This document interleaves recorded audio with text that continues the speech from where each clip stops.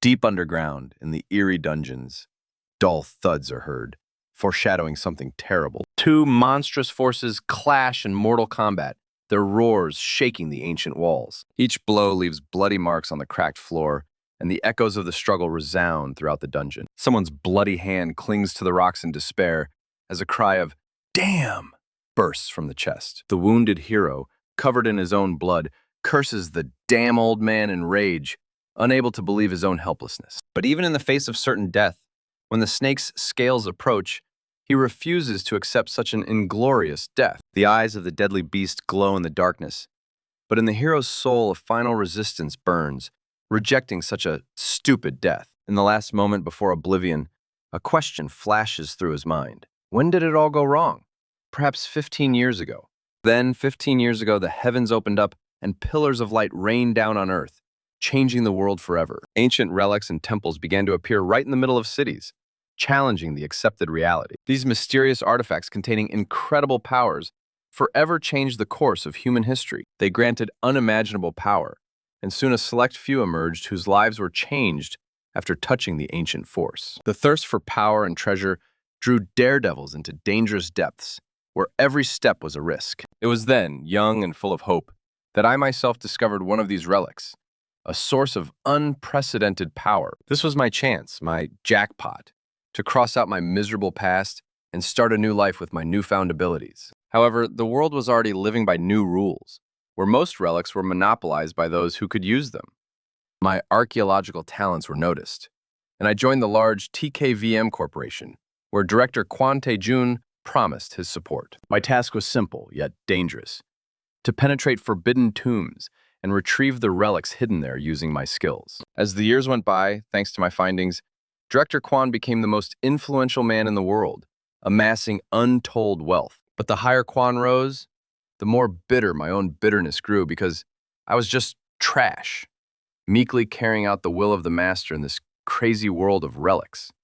My whole life, every step, seemed to be just part of a carefully planned trap set by Kwon. He must have enjoyed my death throes, watching from the shadows as I sank into the abyss of despair. And then came the moment when the huge, ancient creature fell upon me, tearing flesh and crushing bones. My bloody hand convulsively clutched a tiny fragment of stone, the last spark of life clinging to an elusive reality. "Insatiable creature!" my hoarse voice burst out, blaming the monster for the death of everyone who was with me and foreseeing my own end. But even on the brink of death, I did not give up, cursing her and promising to tear her apart from the inside if she dared to swallow me up.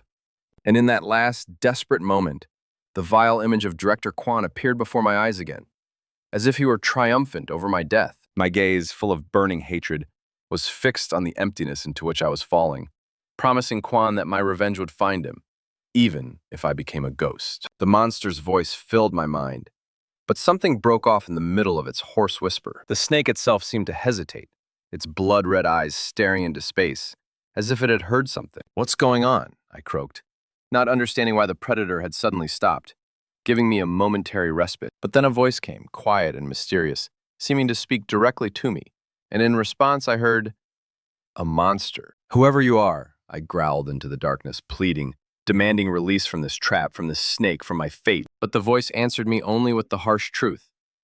With such wounds, with such a body, my struggle was pointless. My end was near. There was a cold logic in his words, and even my blazing anger could not deny the obvious. The voice did not stop, continuing to mercilessly talk about my life, about my failures, about my inability to cope with my own problems. "What do you know about me?" I shouted back, breaking my voice, asking a rhetorical question about who would want to live such a life.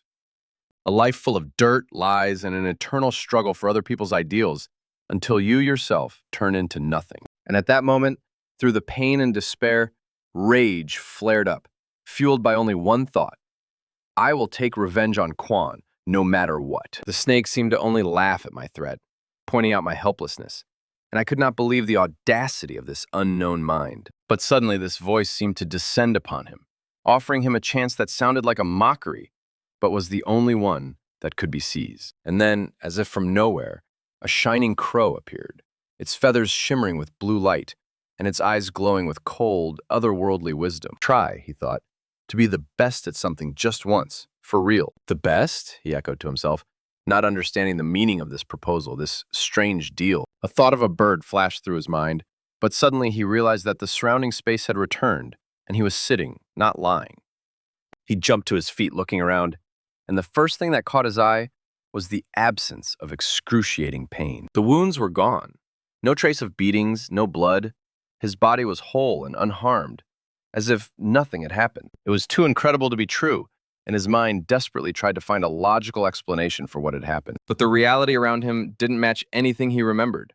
It was some kind of office full of strangers. He tried to figure out where he was and could only guess that it was probably a police station. His confusion was interrupted by an irritated voice demanding answers to completely mundane questions. He nodded, trying to collect his thoughts, and reluctantly began to answer, feeling completely lost. But thoughts of the shining crow and the incredible healing haunted me, echoing with all too real memories. 2025, the phrase thrown out by one of the policemen, pierced his consciousness like lightning, causing his heart to stop. What? He blurted out in amazement, his gaze sharpening as he tried to grasp the elusive thread of understanding. Had he misheard? Or was it some monstrous mistake? He frantically replayed recent events in his mind, trying to find his true year. The digital clock on the wall mercilessly confirmed the terrifying truth. January 1st, 2025. In the crowd, he suddenly noticed a familiar face. The high school student whose drunken prank had brought him here to the police station many years ago. His fist clenched on his knee, and his eyes showed a mixture of shock and piercing guess. Could it really be true? He really went back 15 years into the past? His gaze pierced the veil of doubt, and a thought, an incredible thought, began to take shape. January 2025. That meant the world was not yet corrupted, had not yet known the chaos caused by the appearance of the relics. Divine artifacts, carrying unimaginable power, still waited, hidden in their ancient tombs. And then, like lightning, it dawned on him. All his knowledge, all his experience from the future, they remained with him. Memories of a ruined world, of secret tombs, of relics. All of this was now his countless treasure. A sly smile stretched his lips, anticipating the coming changes. What if he uses this chance to rewrite history? He remembered a world consumed by the power of relics, where hope had long since left the hearts of people. He recalled tombs that made even the bravest robbers, including himself, tremble with fear. He recalled Quan Taijun's betrayal, the trap that cost him his life. And so, just before his death, he was thrown back 15 years into this world without relics. Incredible, inexplicable, but undeniable. This was his greatest chance. But reality rudely intruded into his thoughts when he was brought back to earth by a sharp shout. The angry woman reproached him for his absent-mindedness, accusing him of neglecting the investigation. Her son, a high school student, stood nearby, and she screamed that he had hit him, demanding compensation. Compensation or prison. The choice seemed to him a mockery of his grandiose plans. This scene was a vivid memory from his past because it was this schoolboy who first asked for a fight. He then had to kneel down, apologize, and beg for a reduction in the amount to avoid even more trouble. Compensation. Right now, he didn't have a penny to buy them off. Without money, without equipment, how was he supposed to begin his great quest for all the world's relics? It was hard to wrap his head around the idea that all this was a bad dream, a ridiculous fantasy from which he was about to wake up, but the annoying hand on the back of his head and the Ajuma's angry voice said otherwise. He ignored not only her, but also the threat she was threatening, and his son, who was watching this madness. And when the hand raised to strike reached out to him, he instinctively intercepted it. It was a strange feeling. My body seemed to be filled with strength. My movements became more precise, my reflexes lightning fast. Ajuma froze in amazement, and he, holding her wrist, calmly suggested that she calm down. Reminding her that her son was the instigator, he could not resist making a sharp remark about her awkward behavior. As he expected, the son was also not very smart, and he rushed at him with his fists, imitating his mother. But instead of responding with the same aggression, he merely blocked the blow lightly, considering leniency. However, the rude insults infuriated him, and the decision was made in an instant. One sharp jerk, and now the guy crying in pain is lying on the floor, caught up in the flow of his suddenly acquired strength. His body, unusually light and pliable, responded to every movement with an astonishing precision that he had not expected. But the peaceful idyll was interrupted. The menacing voices of the police announced the inevitable consequences. As before, he had no way to pay compensation, which meant that prison seemed the only way out. His relatives were shocked. Was it really better to have a criminal record than to find the money? For him, the answer was obvious. A dark profile, a focused gaze. He already saw far beyond this pathetic quarrel. In a cramped cell, among those who had also stumbled, he reflected on the future, predicting chaos and lawlessness with the appearance of relics. A vague anxiety gave way to cold calculation. He needed freedom. Yes, he had become stronger, but without resources and without his archaeological relic, he remained vulnerable. What to do? Time is running out, and every moment of delay could be fatal. Absorbed in his thoughts, he didn't notice how the surrounding space began to slowly distort, enveloping him in a light purple haze. Suddenly, strange inscriptions appeared before my eyes, and even this tomb robber lying unconscious, as if nothing had happened. He rubbed his temples, trying to get rid of the obsession. But the visions only intensified, taking on clear outlines. Everything pointed to the involvement of an archaeological relic, and the thought of that raven that appeared at the most inopportune moment flashed through my head. Anger overwhelmed him. Someone was clearly watching, playing with his fate, turning his life into a strange game. A strange window materialized in front of him, showing his basic skills, as if he were a character in some game. It was unthinkable. The game mechanics had manifested themselves in the real world, calling into question everything he knew. Rage flared up again, and he hit the transparent screen, protesting against this mockery of his life. However, the anger gave way to a new wave of confusion. What to do with all this now? A police officer reminded him of his current situation, and he had to accept that he was powerless. The realization came instantly. These windows were visible only to him, which added mystery and a certain eeriness to what was happening. He looked down at the floor, his mind seizing on the clue that flashed in that strange skill window. It turned out that his new skill, reconnaissance, duplicated the abilities of the lost relic, allowing him to see the smallest details in close proximity. This discovery gave rise to a new hypothesis. Perhaps all of his previous powers were contained in this system, and this was only the beginning. If so, then there is no need to look for the relic at all. A convenient circumstance, but what lies behind this apparent ease? After all, relics, as a rule, do not grant powers just like that, and there must be something sinister hidden in this. His thoughts were interrupted by a familiar voice, and he turned to the bars where the same man was waiting for him. Released from custody, he left the station with him, listening to his indignant tirades about the schoolboy criminal. But the hero only smiled, reassuring his savior, Chunu Hyun, promising to resolve all misunderstandings. It was Detective Kim Jung-woo, his adopted older brother, who accepted his words with a smile, making fun of his recent adventure.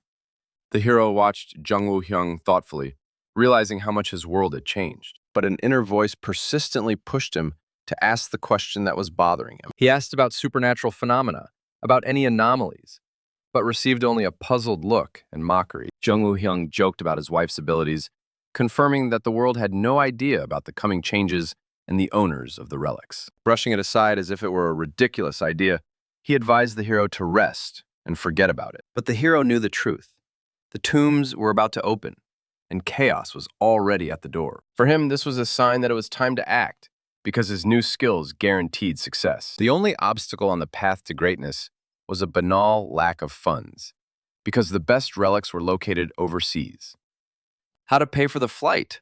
The question hung in the air until a familiar, rude shout interrupted his thoughts. Former colleagues appeared before him, looking at him with disdainful glances, reproaching him for his idleness. The hero's heart sank.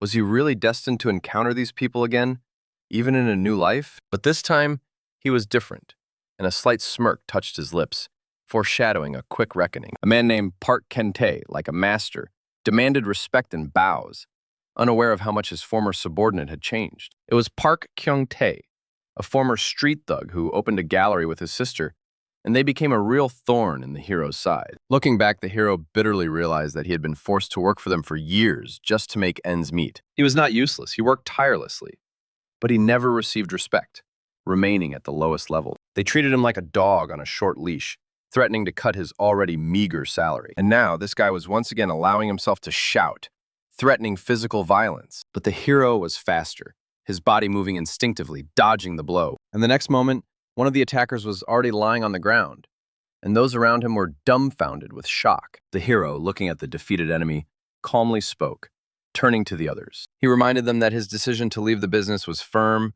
and final, and he demanded his honestly earned money, leaving no room for argument. The faces of the remaining bandits were frozen in bewilderment, turning into anger. One of them, having recovered from the shock, burst into threatening laughter, predicting a difficult future for the hero. But the hero, without flinching, met the new attack. A fist was already flying in his direction. The blow was sharp but inaccurate, flying past the target. Then there was a crunching sound, and the attacker's face blossomed into a bloody stain. Pain shot through the bandit's head, but he still tried to resist. The next blow landed right in the stomach, knocking all the breath out of him. Through the painful groan, a desperate cry burst out, "Master!" The other bandits, stunned by the hero's incredible speed, began to exchange glances. Their panic quickly turned to rage, and they rushed at the hero in a crowd. But his movements were lightning fast, and the next attacker fell unconscious. Another one flew off to the side like a puppet that had lost its strings. The hero stood among the defeated enemies, and the last surviving bandit looked at him with horror and disbelief. With a slight grin, he explained that their confusion was simply a result of his many years of combat experience. He was pleased that his body was still capable of moving at incredible speed, but he knew that he couldn't endure such contractions for long. And then, unexpectedly, one of the fallen bandits, the very one who received the first blow, rose up, clutching a knife in his hand. The threat loomed over the hero, but suddenly another bandit screamed, reminding him of the value of the goods. The hero merely raised an eyebrow in bewilderment, as if questioning the insignificance of what was happening. After all, in the hand of the one who rose, a blade shone, shrouded in a mystical radiance, a relic whose presence here seemed incredible. There are artifacts that strive for greatness in tombs, and those that prefer to dissolve into the bustle of the human world, biding their time. And yet, in this ordinary fight, the hero caught something that made him grin. The bandit rushed forward with a cry of, "Die!" unaware that his own weapon had already attracted the hero's greedy gaze. With lightning speed, the hero intercepted the movement, dodging the deadly blow. The next moment, a smile played on his lips as he held his attacker's hand tightly. "You had the nerve to raise a blade against me?" rang out in the air as the bandit tried in vain to break free. The others finally recovered from their shock as they watched their accomplice's humiliating defeat. Without letting go of the captive, the hero knocked him down with an elegant blow, taking possession of the enchanted blade. "Now I will show you how this weapon should truly be used." His voice rang out, and the relic glowed in his hand. A blue flame flared in his eyes, foreshadowing something far more dangerous. The relic's extraordinary power allowed it to see the invisible, penetrating into the very essence of its enemies as they commanded, "Hold him!" But the hero had already disappeared, leaving only a blurry spot where he had stood a second ago. "Gone?" one of them whispered, as a shadow of doubt began to cross their faces. The next moment, two bodies shook from invisible blows, painting the ground red. Reappearing, the hero calmly assessed the new artifact. Additional strength, very convenient. While the bandits shouted about wounds and his disappearance. "Stop moaning, I only slightly grazed you," he said calmly, looking over his fallen opponents. "But if you don't give me back my money, things will get much worse." His gaze filled with cold fury. "Give me back what is mine if you don't want to regret your existence." The frightened bandits finally realized the seriousness of the situation, only squeezing out an uncertain, "Okay." The city shimmered with lights in the silence of the night, but behind these glittering facades, passions were boiling and new unrest was taking place. Somewhere, far out of sight, an angry scream echoed off the walls of the Sion Gallery. "What? This guy kicked your asses and took your money?" On the other end of the line, in her office, an enraged woman clutched the phone, her face contorted with rage. "You think that's a reasonable excuse?" And the one who listened to her was all beaten up, with a bloody nose, trying to squeeze out at least some kind of explanation. "Damn, Nuna, I myself don't understand how this happened." According to him, Juhan, who was just a weakling just yesterday, had transformed, and now something frightening was shining in his eyes. The woman covered her face with her hand, trying to comprehend what had happened, and only after a moment squeezed out, "How much did he take?" A crushed voice replied that he had taken all their money, and even the sample of the product they had so carefully prepared for the deal, including, oh my God, the Buddha statue. Meanwhile, Juhan himself, calmly counting the bundles of won, towered over the defeated bandits, asking if they were sure they hadn't hidden anything. His gaze slid over the frightened faces, making them tremble at his very presence. And then he said something that made the air thicken. "If I find anything else, you'll be in trouble." And the horror washed over them with renewed vigor. A golden Buddha statue flashed in Juhan's hand, the very specimen that the bandits had so desperately tried to hold on to, begging him not to take it. With a cynical grin on his face, he declared the valuable artifact confiscated. ignoring their desperate pleas. The bandits, overcome with panic and hopelessness, fell to their knees trying to stop the man from leaving, shouting after him. But Juhan merely cast an indifferent glance over his shoulder and continued on his way, leaving behind only the echo of their desperate cries. Meanwhile, the woman on the other end of the line, having learned about the missing statue, made a tough decision. Her interlocutor, still in shock from the beating, only uttered a silent question. Huh? Not understanding the full seriousness of the situation. Go and take the statue back immediately, you idiots! A piercing scream burst from her chest, filled with rage and despair, and Juhan was already standing at the entrance to the antique shop, where he hoped to sell his trophy. Inside the shop, holding a Buddha statue, he listened to the expert's assessment, which was not so encouraging. Only 50,000 won. The shop owner, with a mocking smile, advised him to simply leave the Buddha at home, since it was clear at first glance that no one would buy it. He left the shop carrying what the expert described as a worthless figurine, but his mind continued to analyze restlessly. His own feelings told him otherwise. He sensed some hidden value, an omission that haunted him, and suddenly, looking closer, he noticed something strange. A light, barely perceptible glow emanating from the artifact. The next moment, the familiar system panel flashed before his eyes, announcing the activation of the reconnaissance skill and reporting something hidden within. His suspicions were confirmed. The Buddha was no empty trinket, and he immediately tried to close the pop-up window. He shook the statuette, hearing a slight rustling sound, and a grin appeared on his face. Park Kyung-tae would definitely not cling so tightly to such a cheap thing. With a devilish smile, he took out a knife, ready to reveal all the secrets that were hidden inside the gilded figure. Just one decisive blow, and the statue shattered into pieces, releasing its secret contents. A small bottle full of a mysterious bluish liquid rolled onto the floor. It was a liquid drug. Just a few drops on a cigarette, and a person is immersed in a world of illusions. Realizing how expensive and dangerous this commodity was, filled him with anger and a sense of the true scale of the atrocities. His gaze slid over the shop windows, and a terrible thought pierced him. What if they had hundreds of similar drug-laced artifacts? Without wasting a minute, he took out his phone and dialed the number of the person who could help him in this situation. The call promised not only retribution for the criminals, but also a generous reward that could change his life. Meanwhile, on the other end of the line, a nervous woman assured her interlocutor that the goods were unavailable, advising him to lie low because of possible surveillance. Her voice sounded irritated. She was clearly unhappy with the current situation. Cutting off the conversation, she quickly apologized to the man present, promising to contact him later. But as soon as he turned away, her face was distorted by a grimace of rage, and she cursed the old curmudgeon who dared to doubt her. Anger filled her, and she could hardly restrain herself from destroying everything around her. She heard someone come in. "Where the hell have you been? They brought back Buddha," came from her lips, filled with rage. With an exhausted look, one of them whispered that they were in deep trouble. Her anger turned to pure shock as she demanded an explanation. The police explained that they were suspected of illegal drug trafficking, but she vehemently denied it, claiming that they were honest art dealers. In response to this, the officer merely grinned, holding a flask in his hand, hinting at the universality of criminals' lies and the fact that they have irrefutable evidence. But that was only the beginning.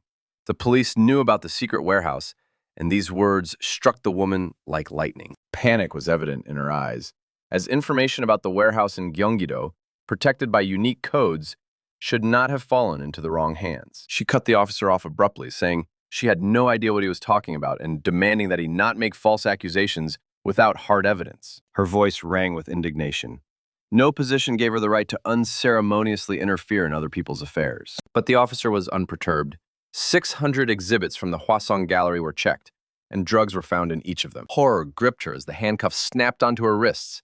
She couldn't understand how they had managed to open the locked rooms with their individual codes. The policeman only smiled, making it clear that they had their own methods, unknown to her. Meanwhile, elsewhere, it was becoming clear that someone on their own was collaborating with the police, making their job easier. One of the policemen pointed to a locked room, but the other, with a mocking voice, asked again if it was really locked. They were amazed when he easily manipulated the locks and pressed the elevator button. With a slight grin, he explained that the reason for his success was simply an excellent memory. Memories came flooding back.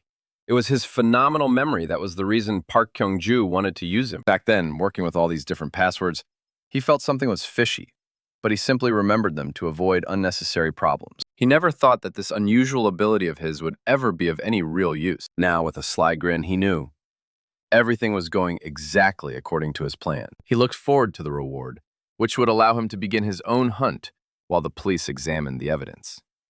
The drugs, scattered with brazen carelessness, only confirmed the criminal's self-confidence.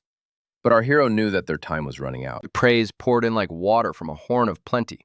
But Seo Joo-hoon only smiled modestly, enjoying his role as an innocent assistant. He, of course, did not miss the opportunity to ask for a favor, although in fact it was not a request, but a pre-planned move. While the screams of the captured woman filled the air with senseless despair, someone was waiting on the other end of the line, eagerly anticipating. The man on the phone seemed unaware of the game being played and carelessly handed the phone over to his victim. Anger and contempt burned in the eyes of the female boss. But her arrogance was soon to be broken. With a mocking grin, the man handed her the phone, foreshadowing a quick reckoning. And then a voice came through the phone that made her shudder, a voice full of cold irony. The voice, reminding her of the injustices she thought she had forgotten, of every stolen coin, sent a flash of realization and rage through her. And on the other end of the line, Seo Joo-hoon merely condescendingly advised her to change her passwords more often, his smile wide and full of malice. "Enjoy prison," sounded like a sentence, and the woman exploded with a scream full of helpless despair. Handcuffed, she screamed threats that echoed against his indifferent calm. The nighttime city panorama enveloped the events in its serene silence, as if washing away the traces of the day's drama. So Joo-hoon walked down the street, a slight weariness mixed with satisfaction from the work he had done. The ringing of the phone interrupted his thoughts, causing him to frown in anticipation. A message from Chun Woo-hyun confirmed the imminent arrival of a large sum of money, and with it, the beginning of a new stage. He smiled, remembering the caring mentor who was always concerned about his well-being. But now these worries would become unnecessary, because with the startup capital, new, exciting prospects opened up before him. His gaze burned with determination. He would find them. He would get ahead of Kwon Tae-jun, and no one would be able to stand in his way. His gaze, burning with determination, suddenly froze, having stumbled upon something unimaginable. Standing on the edge of the bridge under cover of night, he looked around the familiar city, but it was no longer the same. What had once been his home was now gone, and in its place stood a gigantic, eerie mountain. The entire area seemed to have fallen into an abyss, and instead of the usual streets, a huge tomb lay before it. Its appearance here clearly no coincidence. Below, in the ruins of their lives, people screamed and cursed, their voices merging into a desperate, all-consuming chaos. Men and women with tears and anger on their faces tried in vain to understand what was happening, while one of them, in military uniform, unsuccessfully called for order. Joo-hoon watched this bacchanalia calmly, passing by the maddened crowd as if the spectacle of destruction was ordinary for him. His gaze was cold and penetrating. He understood the state of these people, but he knew that the worst was yet to come, because the world was slowly plunging into the abyss of chaos. He was informed of this situation by telephone while he was, as usual, busy searching for prey. Returning home, he found nothing unusual at the sight of the supposed tomb, but he soon realized the absurdity of his first conclusion. If the tomb was not there, then someone had already managed to clear it out in a matter of hours. He glanced around the crowd, guessing that this someone was among them, and this time he would not let him get to the relic. A sudden cry of, "Don't shoot!" cut through the air, and Joo-hoon instantly turned around, his gaze narrow. That voice, it was familiar, too familiar. It was his neighbor Kim, now in uniform, clutching a rifle. Kim, his face contorted with panic, desperately tried to control the crowd, threatening and urging everyone to remain silent. Without a second's hesitation, Joo-hoon leaped forward and launched a powerful kick at his neighbor. Kim collapsed to the ground, his rifle flying to the side, and the crowd was stunned with amazement, recognizing the attacker as Seo Joo-hoon. "Long time no see, Kim," Joo-hoon said with a slight smile. "We were just standing together over kefir just recently, and you're still the same good-natured big guy." Kim stood up and coughed, trying to pull himself together, while Joo-hoon asked with undisguised sarcasm, "So, have you gotten better, kid?" Kim, finally coming to his senses, muttered an apology, not understanding what had come over him, as if some alien force had taken possession of him. "Forget it," Joo-hoon waved it off. "Better tell me where the soldiers came from and why so quickly." He didn't stop to ask if they had already tried to enter this tomb, while the soldier tried to talk his way out of it with the protocols. But for Joo-hoon, the answer was obvious, and a decision was already maturing in his thoughts, to get ahead of these very government dogs. "This is our home, brat," Joo-hoon thundered, and we want to know what soldiers with guns are doing here. His gaze turned steely as he warned the soldier that he would report his antics to his superiors if he did not cooperate. Fear crossed the soldier's face, and he swallowed as Juhan, without backing down, demanded the truth about the purpose of their arrival. Having broken down, the soldier mumbled an order to destroy the object, taking something valuable, and hastened to assure that no one would be harmed. Destroy? Juhan chuckled, realizing how naive they were in their plans, while the soldier babbled about some scientists. Suddenly, Juhan broke into a fake smile, thanking the soldier for his honesty, and pretending that everything was clearing up. With the same feigned friendliness, he bade the soldiers good luck, to which they, puzzled but happy, hastened to respond. Returning to the waiting group, Juhan briefly replied that there was nothing concrete yet, and that all they could do was wait. The man opposite him said in surprise, "Seriously?" Suddenly, Juhan turned around and walked away decisively, leaving his interlocutor perplexed. "He's looking a bit cloudy today," muttered the one who remained, watching the retreating figure. Meanwhile, under the cover of night, shadows flickered at the foot of the mysterious mountain, hiding the ancient tomb. Two soldiers were talking near the building, not noticing the intent gaze of a woman whose face expressed deep concern. It was Linda Walker, a CIA agent, and she was on the phone demanding to verify information regarding these tombs. She was assured that the Korean government was not aware, which seemed absurd given the large military presence. "Everything is under control, Agent.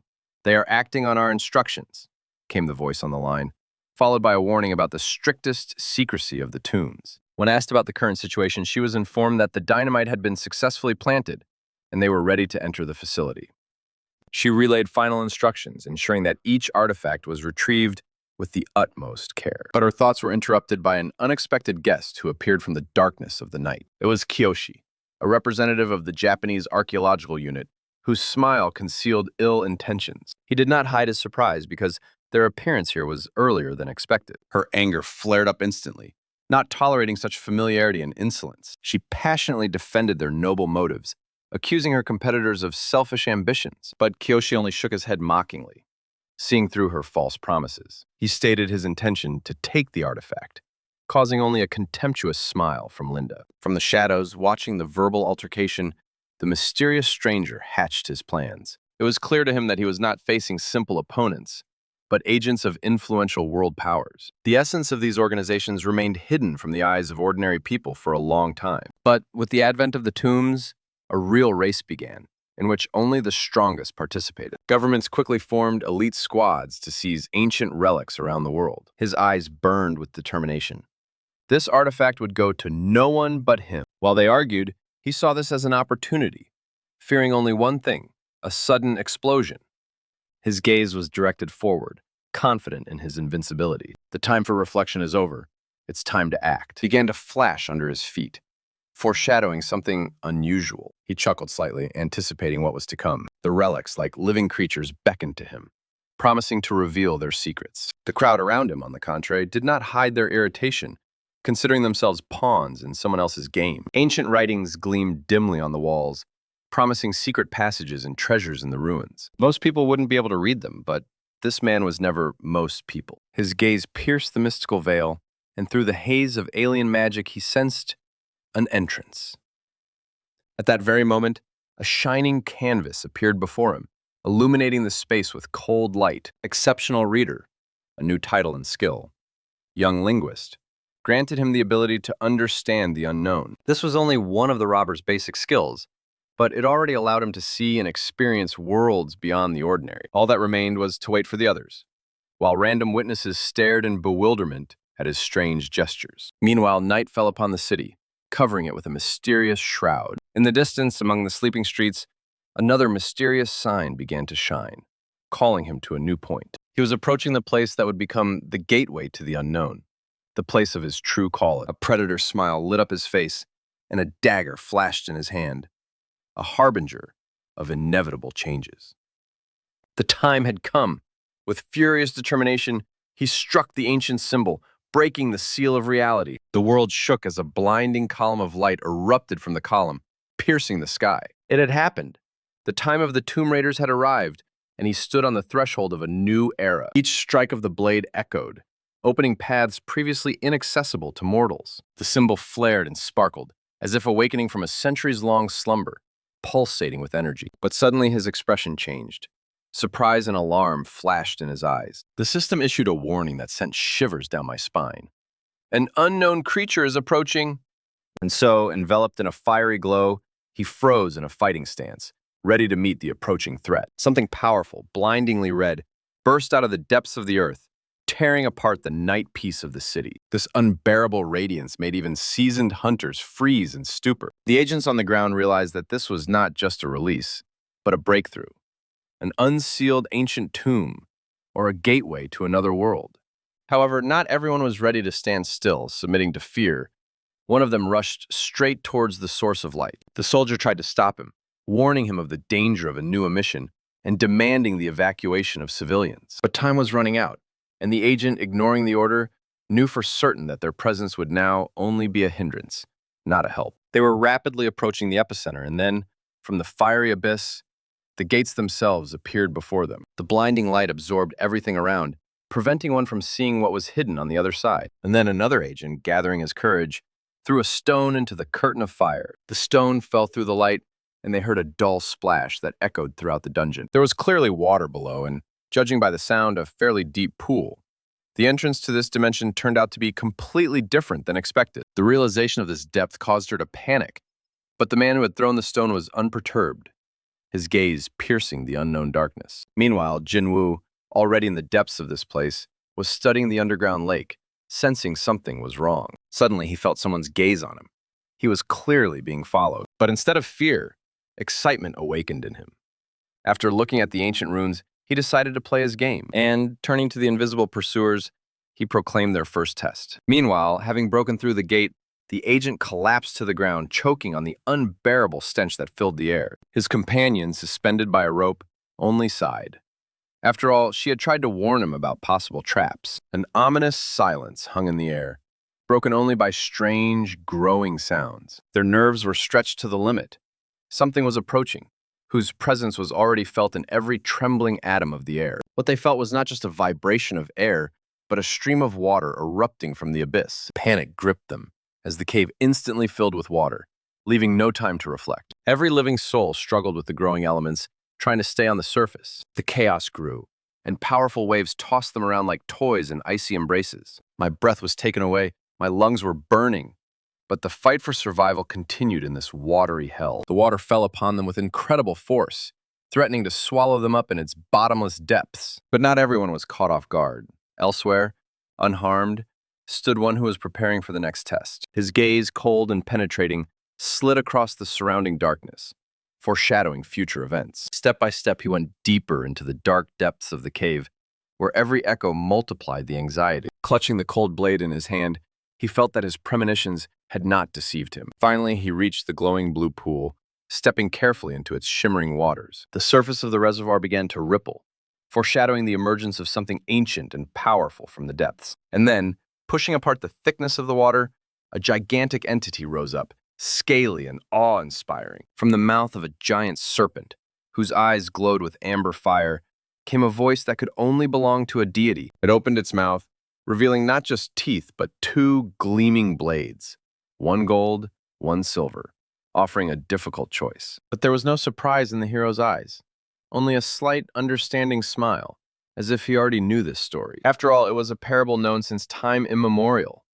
the legend of the woodcutter and the god who tested honesty, the essence of which came down to a simple but profound choice that would decide the fate of his soul. And the hero, without a shadow of a doubt, rejected the offered treasures, knowing the true value of his own. Surprise flashed in the serpent's wise eyes, a rare response in a world where greed consumed many. The ancient serpent's mouth opened again, and this time inside it shimmered not just the glitter of gold, but a blade that promised power. And while the hero listened to the silent proposal, the ancient serpent seemed to be reflecting on the price of true virtue, recalling a wise parable. But there was more to that look than simple agreement. A keen mind was already weighing every outcome, every hidden aspect of the proposal. Before accepting the gift, he asked only one thing: to be sure that he was seeing not an illusion, but a true instrument of destiny. And the ancient serpent seemed to understand this right. And so, in complete silence, the hero's hand reached out to the golden tip, as if touching not just an artifact, but an unknown facet of his power. At that very moment, As soon as his fingers touched the hilt, the ancient blade responded not just with light, but with a call of fate that echoed through his veins. But it was not just a touch of power, but an explosion of uncontrollable rage that instantly pierced the scaly flesh, causing the monster to shudder in sudden pain. The giant serpent shuddered, its ancient flesh pierced by unbearable pain, and in the depths of its mind a cry of amazement echoed at such treachery. For the promised reward was so close, so almost achieved. But there was not a shadow of regret in the mortal's eyes, only a predatory squint, and the knowledge that the rules of this world ran much deeper than the gullible monsters could imagine. And as the vanquished enemy dissolved into the fading light, the hunter's words pierced the silence like a sentence. Never trust treasures, for behind every false promise lies only pure, unadulterated evil. The dying serpent's eyes reflected shocked realization. His victory was only a deception, and the promised reward was just a new trap, perhaps a curse, carefully hidden in the glow of false triumph. After all, history has known many examples when imaginary gifts turned into deadly poison, turning the bearer into a madman whose hands were stained with the blood of countless victims. And the hunter, looking with a cold grin at the agonizing enemy, confirmed that his knowledge extended much further than these ancient creatures could have imagined. His decisive step, firm and merciless, foreshadowed a quick and final blow. The next moment he was inside, unleashing all his rage and strength on the very heart of the monster, which was beating in its death throes. The hunter's face twisted into a grimace of cold rage as he delivered his verdict, demanding retribution for all evil deeds. But even on the brink of death, the serpent did not break. In his blazing eye, one could read an indomitable contempt for the mortal who dared to challenge him. However, the true nature of these artifacts hid a far more insidious essence than simply the acquisition of power. For behind every seemingly great power, there lurked either a true blessing or a terrible curse, capable of subjugating the will and mind. They were imbued with an ancient hatred of the human race, slowly but surely poisoning the soul and body of the owner, turning him into a slave to disease, madness, and darkness. But there were also those rare relics that granted their chosen owners hope of healing, and it was this hope that firmly bound him to the vile Quan. However, befriending the powerful artifact was not always possible. Sometimes it was merely a merciless battle of wills, the echoes of which reverberated with cries of pain. And in this struggle, our hero, with his eyes blazing with grim determination, was not going to give up an inch of his will. The snake relic writhed in agony, begging for an end to its torment. But its pleas only strengthened Jin's grip and ruthlessness. "It hurts, doesn't it?" he whispered mockingly, a mysterious grin playing on his lips, full of anticipation and dark pleasure. "You'll suffer under me, snake."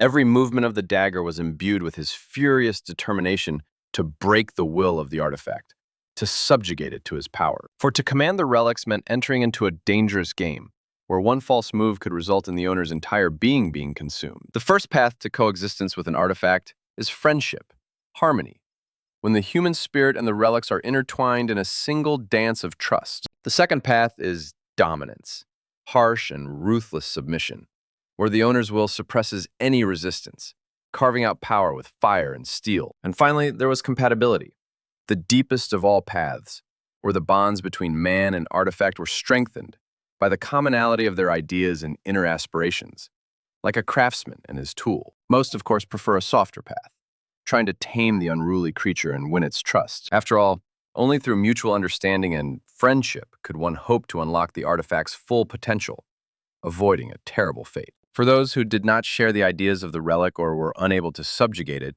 slowly but surely went mad, paying with madness for exorbitant gifts. But this path, the path of slow decay and uncertainty, was alien to his nature.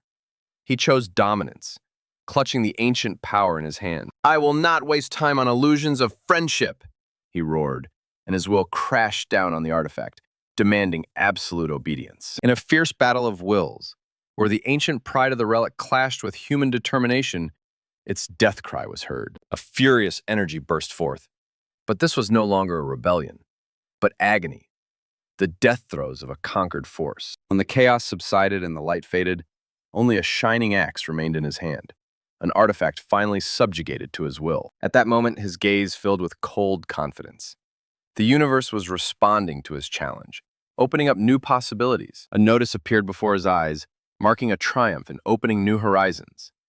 Tomb Raider, basic archaeology. The hero sees that his new role as a Tomb Raider requires mastering basic skills, and 3 of the 4 are already unlocked. Thoughts of the next step, the last missing element that will change everything, are born in his head. A sudden impulse, a feeling of anticipation, pierces him as the system prepares another surprise. And now, the final link has been revealed.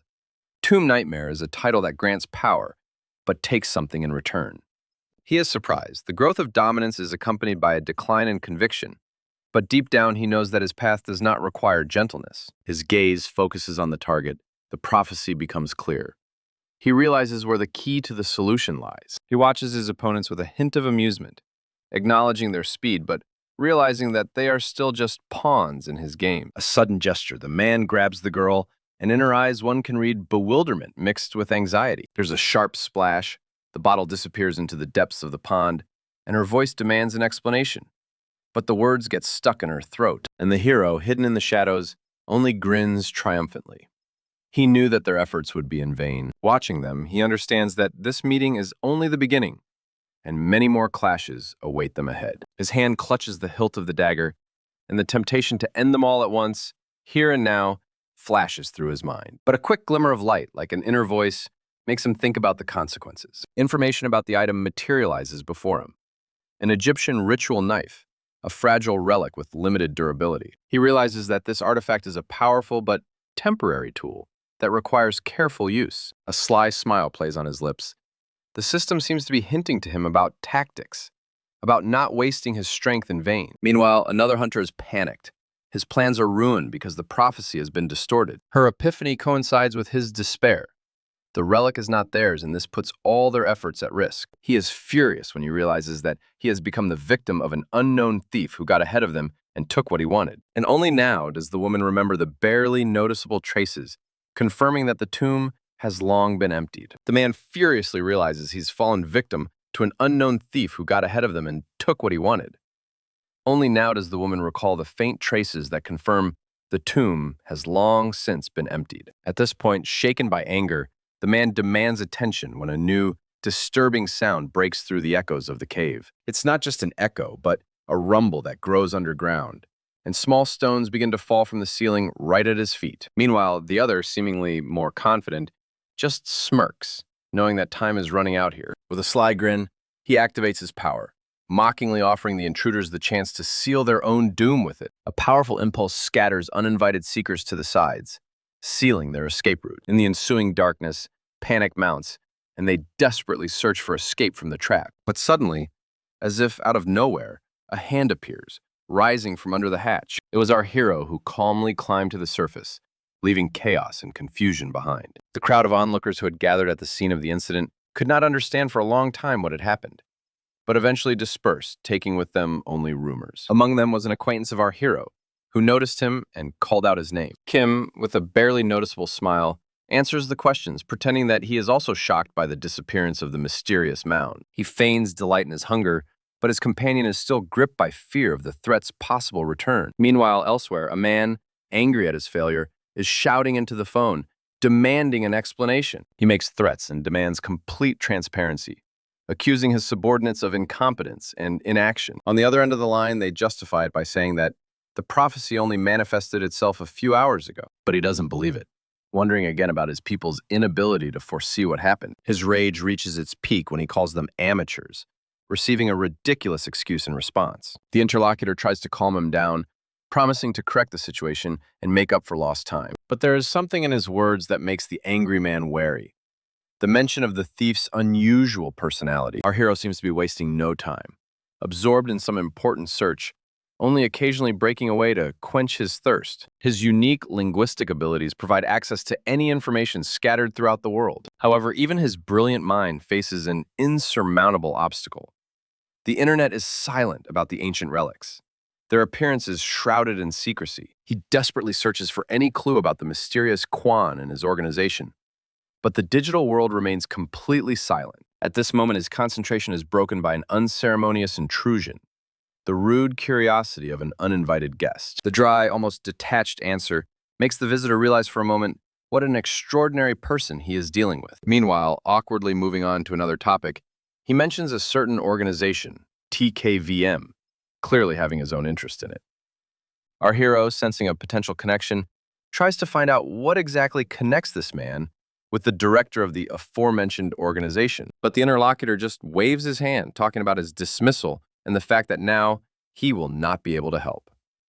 The dismissal would seem to have put an end to his investigations, but the question of the director still troubles him. Is the only sound our hero makes as his brain processes new, contradictory information. Ignoring his comrade's concerns, he suddenly sees a solution, an epiphany illuminating his path to the truth. Thus, his search leads to the abandoned gallery Sion, a place where, probably, someone's secret affairs began or ended. Inside, there is complete chaos and devastation, which eloquently testifies to the recent pogrom and the despair of its victims. Their world has collapsed. Without a leader, without business experience, they see no future, worrying about feeding their families. The anger that flared up turns towards a certain the one whom they consider the culprit of all their troubles, promising him a cruel retribution. The wave of indignation is growing, and voices are merging in a single call for retribution, to find and punish the traitor. The blonde nods with satisfaction, feeling supported and anticipating revenge, which, in his opinion, is inevitable and fair. But suddenly this moment of bloody solidarity is interrupted. An unexpected call makes them wary. The name Litterso appears on the phone screen, and wild amazement flashes in the blonde's eyes. As if struck by lightning, the blonde man couldn't believe his eyes as his accomplices urged him to pick up the phone. Finally, with a trembling voice, he answers, letting that same old anxiety into the conversation. And then, as if mocking his confusion, a cold, arrogant voice is heard on the other end. This insolence infuriates him, bringing him to the boiling point. But he is not yet able to respond. Unable to contain himself, he explodes into a stream of threats, but is immediately abruptly interrupted by a chilling order. And on the other end of the line, in complete serenity, the main character with a devilish grin offers them a deal. His calmness only increases the anger of the blonde, who realizes that all their troubles are the work of this very man. But the protagonist is unwavering. He sets out his proposal. He needs people for the job, namely at Midas. Midas is a legendary underground auction house where the greatest treasures and untold riches from all over the world are collected. This is the place where even Quan, with his bottomless pockets, searched for the rarest relics. Now, the main character is given a task: to deal with a certain product and person in the shortest possible time.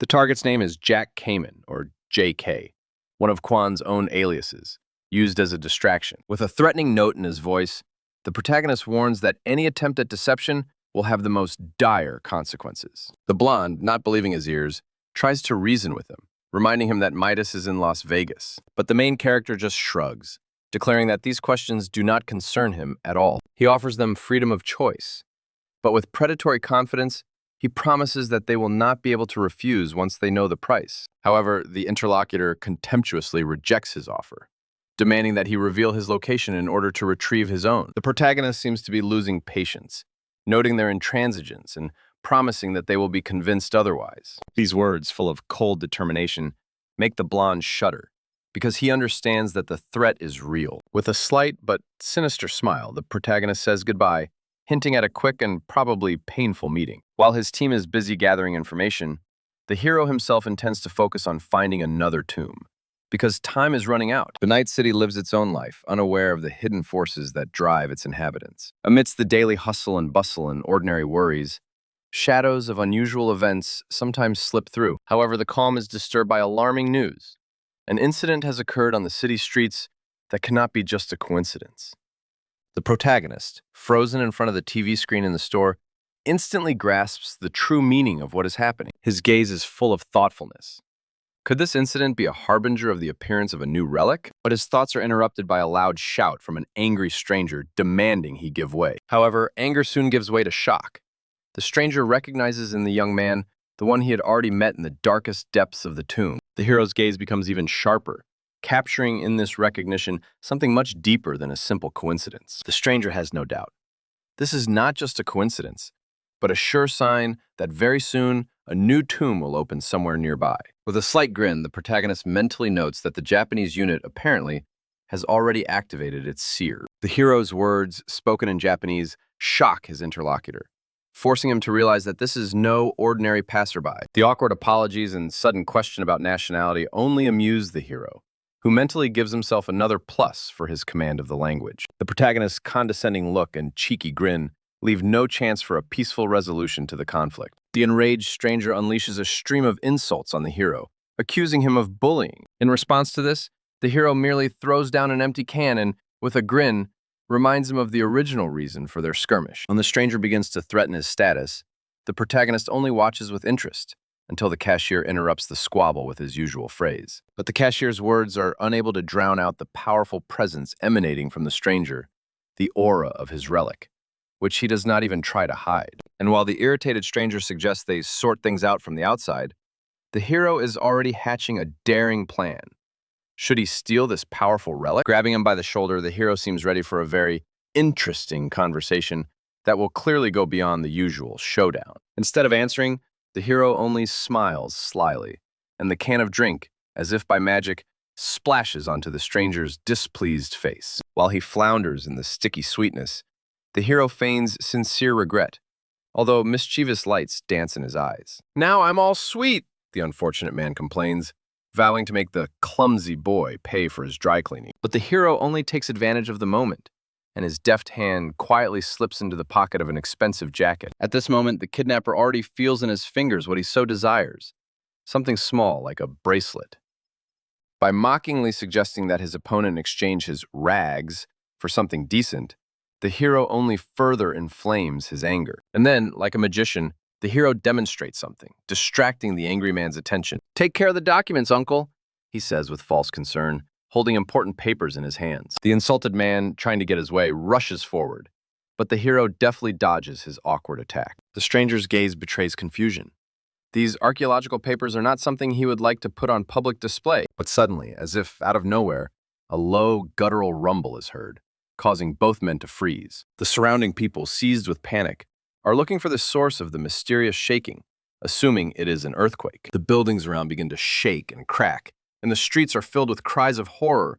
"Save yourself! Run!" As the world around him crumbles, a satisfied smile blossoms on the hero's face. "Great! Here comes a new tomb!" Meanwhile, the seer, realizing that his predictions have come true, rushes to take advantage of the ensuing chaos. Taking refuge from the general madness, the seer confirms over the phone that everything is going according to plan. But the message from the other end of the line makes him flinch. The man who once cleared the tomb of the two axes is standing in their way again. Meanwhile, unaware that he has become part of a larger conspiracy, the hero watches with amusement as the seer receives strange instructions. The hero himself, recalling his accidental spill of a drink, with a grin catches the subtle connection between the events and someone's warning about alcohol. A sudden revelation strikes the seer. With horror, he realizes that before him stands the very man from the ancient prophecies. People run out of the building in panic, gripped by an unknown horror, screaming for salvation. The seer hears a strange but now painfully familiar warning about alcohol on the phone and breaks out in a cold sweat. His eyes widen in shock as fragments of past and present come together to form a single, terrifying picture. Through the horror, the seer realizes smiling before him is the very one who was prophesied, the very one who must change everything. The seer is furious. The object of his terrifying prophecy has already disappeared into the crowd, leaving behind only chaos and a premonition of disaster. "I have to stop him," he shouts into the phone, demanding to know immediately all the details of the latest prophecies, as if the fate of the world depended on it. Meanwhile, the hero, who has already left the scene of events, feels a slight uneasiness, as if something inexplicable has already begun its game. Amid the rubble of the destroyed city, he calmly reflects on the powerful relic, whose waywardness seems only just beginning to manifest itself. But the seer appears on his path again, desperately demanding that he stop, and the hero only smiles slightly, not understanding what awaits him. "Don't move," the seer shouts, pointing his gun at the boy, his voice shaking with anticipation of the impending disaster. But the hero only casually throws out, "Oh, you again, uncle," while the seer, full of determination, orders him to open the backpack. Rage distorts the seer's face. "This time I'm not playing." Through gnashing of teeth, he is ready to take extreme measures. Suddenly, a purple glow envelops the hero, and the seer watches in horror as his figure begins to radiate an inexplicable power. Then an alarming system message appears. Warning, unknown aura approaching. Warning of an impending threat. Shining golden forms begin to emerge from the ground, splitting the asphalt as if born from pure light. The hero is enveloped in a pulsating golden glow. He tenses up, as if resisting or, on the contrary, accepting this power. And then, a gigantic column of blinding golden light rises into the sky above the city, piercing the clouds. All around, sharp, ominous spikes and broken structures grow, replacing the familiar urban landscapes, distorting reality. In the midst of this nightmare, people come to their senses, trying to understand what happened. Where did this surreal destruction come from? The hero himself clutches his head, trying to comprehend what happened through the pain, while those around him worry about his condition. The hero realizes that something sinister lurks in this place, capable of swallowing everyone. He comes to a frightening conclusion. Before him is nothing other than the tomb of Muramasa, the repository of cursed blades. Legends say that each Muramasa blade carries not only deadly power, but also a dark, mystical history. He remembers the bloody deeds committed by these swords, the shadow that follows them relentlessly. It is not surprising that many of them were destroyed in an attempt to stop their destructive influence. Besides its insatiable thirst for blood, this relic harbored a deep hatred for all of humanity. And now, the hero senses it. Suddenly, the system warns him. He has attracted the attention of the relic, and this attention has already caused him the first damage. A sharp pain pierces him as an unknown energy penetrates under the skin. The relic's mark begins to spread across his arm, signaling the beginning of an irreversible process. But at this critical moment, another man appears behind him, with a grim smile on his face, reminding him of his warning. The gun is pressed against the hero's back, and he is ordered to hand over his backpack full of valuables. The others watch in confusion as the hero challenges, refusing to obey the robber. The criminal, revealing a menacing smile, insists that the gun is sufficient reason for obedience. But the hero, instead of being afraid, responds with a defiant laugh, inviting him to shoot. This self-confidence stuns the bandit, but the hero merely repeats his challenge, warning him with a caustic grin about the consequences. Unable to bear the insolence, the robber shouts again, threatening to shoot the hero in the leg. A shot rings out, but instead of hitting as expected, something inexplicable happens. The bullet disintegrates in the air. In horror, the robber realizes that his weapon is useless, while the hero merely states the obvious. He warned him. The hero explains that different laws operate in the tombs, where ordinary weapons are powerless.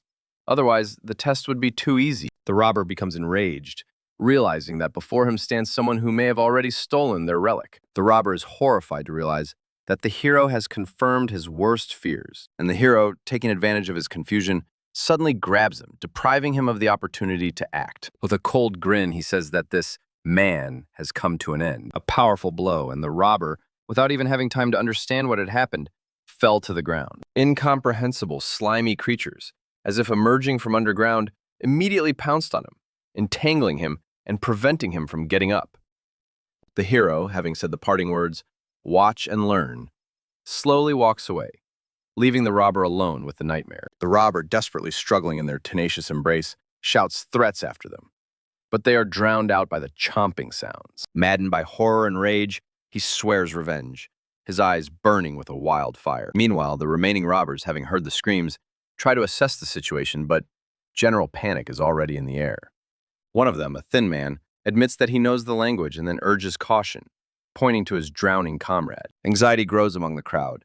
The hero could have allies, or he himself is an unknown threat. The Japanese man is confused, and the robber, almost completely absorbed by the slime, lets out a death rattle. But then the man quickly comes to his senses, introducing himself as an official, an archaeologist from Japan, who has arrived for research. He promises to help everyone, trying to calm the crowd and bring the situation under control. However, the hero, indifferent to their vanity, calmly continues on his way. Having moved to a safe distance, he takes out something interesting from his pocket, taken from the asshole. He notes with satisfaction that the obscurity of the tombs served him well, allowing him to easily rob the robber. On the palm of your hand lies a strange bracelet and a pie? The hero recognizes the bracelet as an artifact from an ancient Korean fairy tale about a brother and sister who became the sun and moon. That same fairy tale where the tiger mercilessly kills their mother for rice cakes. He remembered how in the fairy tale a brother and sister, pursued by the same tiger, were saved at the last moment by flying up to the sky on a magic rope. The bracelet is just a reminder of an ancient legend,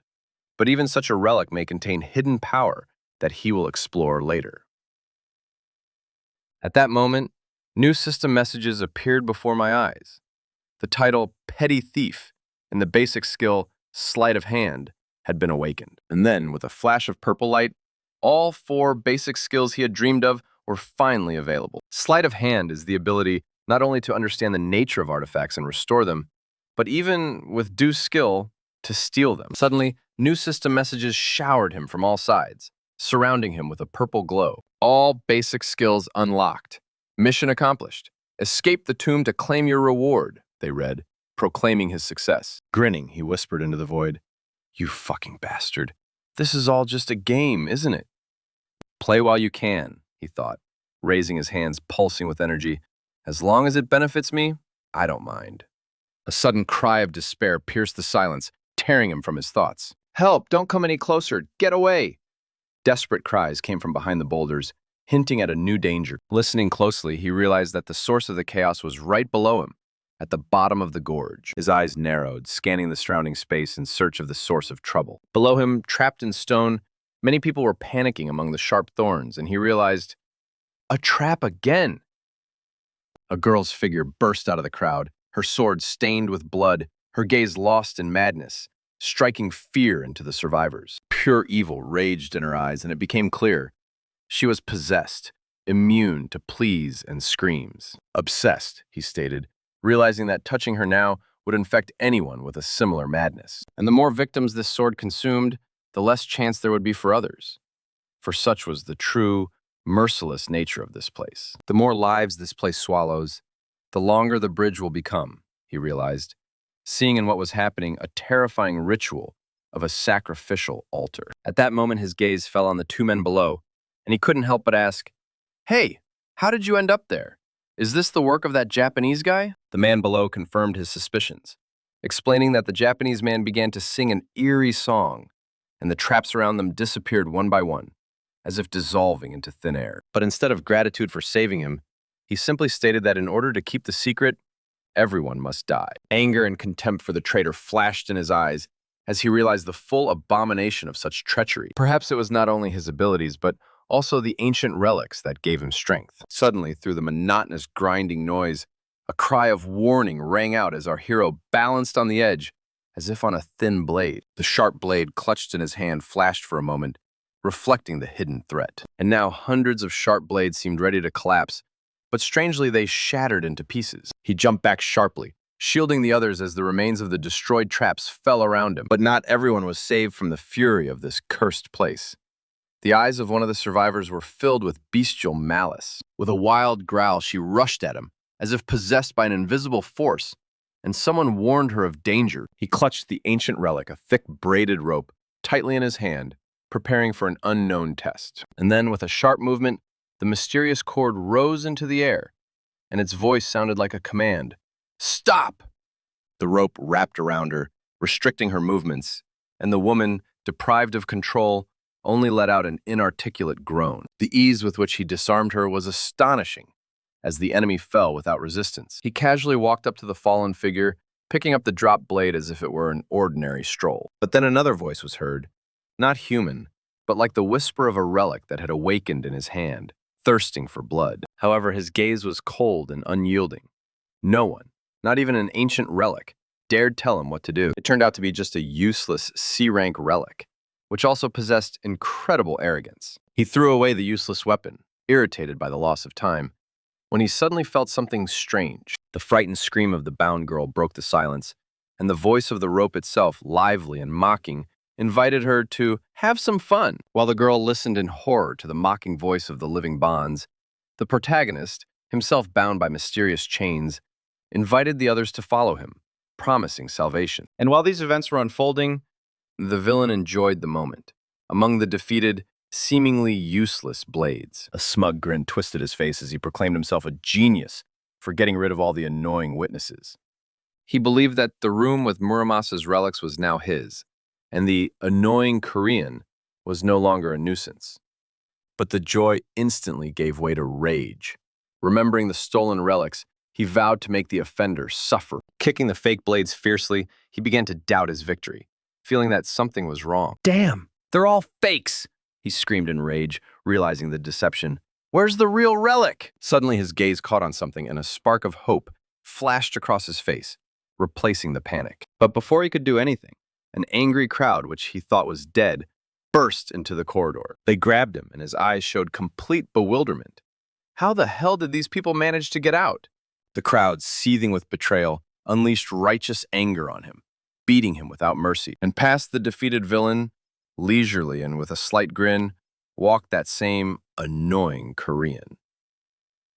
Beaten and humiliated, the villain looked at his tormentor through the pain, recognizing his cunning. The protagonist, now armed with a golden axe, looked at him with disdain, wondering how anyone could be such an idiot as to not find the relic. With a confident gesture, he raised the axe, commanding him to find the hidden relic. And then, among the many fakes, one single fragment of the sword began to glow with a mysterious purple light. This was him, the real Muramasa, the ancient relic hiding right under their noses. As the hero reached for the sword, a terrible voice sounded in his head, foreshadowing the dark powers of the artifact. Muramasa demanded a bloody tribute of 10 human sacrifices to fully restore his primordial power. But who heard these words? The battered villain, slowly coming to his senses, merely blinked, trying to figure out who was speaking and to whom. The cursed blade's ominous words echoed, causing panic among the trapped survivors. But the protagonist's gaze was focused not on their fear, but on the very essence of this ancient weapon. He understood that the damned Muramasa demanded blood, offering power in exchange for 10 lives. But the hero rejected the very idea of such a sacrifice. A purple glint flashed in his eyes, and a firm no broke the silence, challenging the will of the ancient blades. Muramasa exploded in rage, not expecting refusal, trying to subdue the one who dared to disobey. Pain shot through him, but the hero held on, aware that the blade was trying to break his spirit with force. "I'm not your test subject," he growled, and the words sounded like a death sentence, turning the rules of the game upside down. The hero's strength surged forth, intending to break the cursed blade's will rather than be broken by it. Muramasa writhed in resistance, but was met with an unprecedented determination that refused to submit. Not a man, but a force capable of conquering even mythical relics shone around him. The blade's cursed aura disappeared, and the red glow that had been threatening lives slowly faded. In his hands, Muramasa changed, transforming from a blade of curses into a weapon of light, glowing with a sky-blue flame. This was not just a transformation of appearance, but also a complete subordination of the blade's will to its new owner. Salvation was so close, the hero simply pointed to the rope, the path to freedom for all who survived. With relief and gratitude, people hurried to escape from the death trap without looking back. But one of the survivors, the very same villain, tried to blend into the crowd, not knowing that he had already been noticed. The hero turned to him, and his smile showed a cold anticipation of retribution. The villain, taken by surprise, tried desperately to justify himself, praying for salvation. He offered everything he had, connections, money, promises, just to get out of this trap alive. But the same impenetrable smile remained frozen on the hero's face, while the villain frantically tried to find the clue that could save his life. The hero slowly said that the villain, with his futile attempts, only amused him. The villain, not yet aware of the trap, began talking about the complex activation of the relic, offering the help of a certain special team. Pretending to listen, the hero graciously allowed the use of the rope, but on one condition. The anticipation of salvation distorted the villain's face into a mad grin. He was sure that the thirst for profit had clouded the hero's mind. The rise begins, and the hero even seems to apologize for his previous words, flatteringly inviting the villain to join his team. But his true intentions were deeper.